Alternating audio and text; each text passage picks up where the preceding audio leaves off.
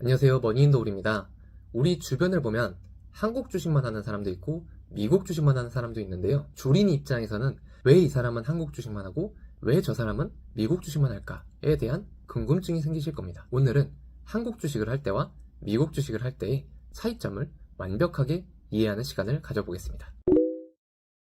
한국 주식과 미국 주식의 차이를 이해하고 나면 나는 어디에 어떻게 투자를 하는 게 적합할까에 대한 해답을 얻으실 수 있을 겁니다. 한국 주식과 미국 주식에 투자할 때 많은 차이점이 있지만 가장 큰 차이점 중 하나는 세금 체계가 다르다는 건데요. 먼저 한국 주식을 거래할 때는 증권거래세라는 세금이 있는데 주식을 살 때는 세금이 없어요.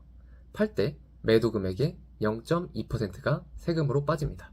이 정도면 사실상 우리나라 주식은 세금이 없다고 봐도 무방해요. 사고 팔 때가 아니라 내가 산 주식으로부터 배당이 나오면 배당금의 15.4%를 세금으로 떼고 받게 됩니다. 세금 자체는 증권사에서 알아서 떼고 주기 때문에 따로 신경 쓸 부분은 없습니다. 반면 미국 주식의 경우에는 주식을 사고 팔 때 수익의 250만원까지는 세금이 없어요. 다만 250만원을 넘는 수익이 발생하게 되면 수익의 22%가 양도소득세로 발생하게 됩니다. 이에 대해 매년 5월에 세금 신고를 하게 되고요.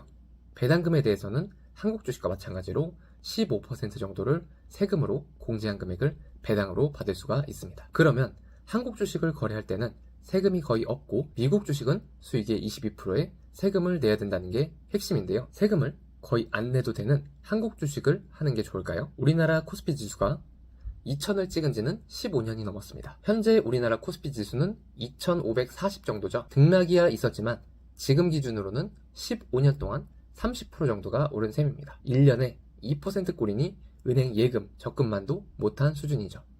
같은 기간 미국의 대표적인 지수인 S&P 500은 1500이 안 되었는데 지금은 4700이 넘습니다. 우리나라 코스피 지수가 30% 오를 동안 3배가 넘게 오른 겁니다. 나스닥 지수를 보면 그 차이는 훨씬 큰데요. 15년 전 1400이었던 지수가 지금은 14000이 넘습니다. 10배가 뛰어오른 거죠. 나스닥은 신이다 라는 말이 괜히 나온 게 아닙니다. 그럼 이제 어떤가요? 세금 22%를 떼고 미국 주식에 투자를 하는 게 나을까요? 세금 거의 안 내고 한국 주식에 투자를 하는 게 나을까요? 여기에는 스스로의 투자 성향에 따라 다른 방법을 선택할 수 있다는 결론이 나오는데요. 코스피를 박스피라고들 하죠. 일정 구간 내에서 등락을 반복하는 성향 때문인데요. 세금도 적기 때문에 적당히 오르면 내려갈 것을 생각해서 거래를 하고 적당히 내려오면 다시 올라갈 것을 생각해서 거래를 하면서 장투보다는 단타를 선호하는 사람이 많은 시장입니다. 그러나 결국 장기 우상향하는 구조적 특징을 보여주는 미국 주식을 하는 선택지가 더 오를 가능성이 높습니다. 미국은 세계 1위의 문화, 경제, 정치, 군사 강국입니다.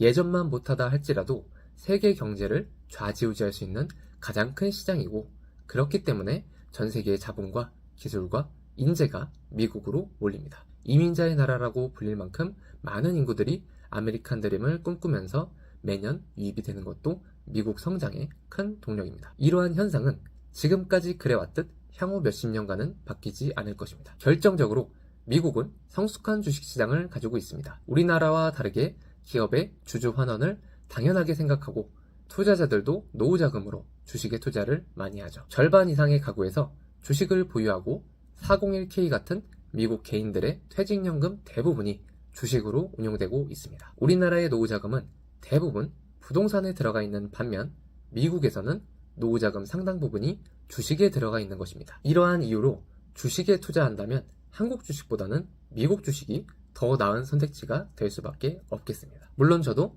미국 주식에 자산의 대부분을 가지고 있지만 한국 주식도 일부분 보유를 하고 있습니다. 앞서 말씀드렸던 두 시장의 성격 차이를 기반으로 계속 포트폴리오를 조정하고 있는데요. 여러분도 두 시장의 차이를 생각하셔서 장기적으로 투자할 자금과 중단기 자금을 어디에 투자하면 좋을지 힌트를 얻으시는 영상이 되셨으면 좋겠습니다. 네, 영상 봐주셔서 감사합니다.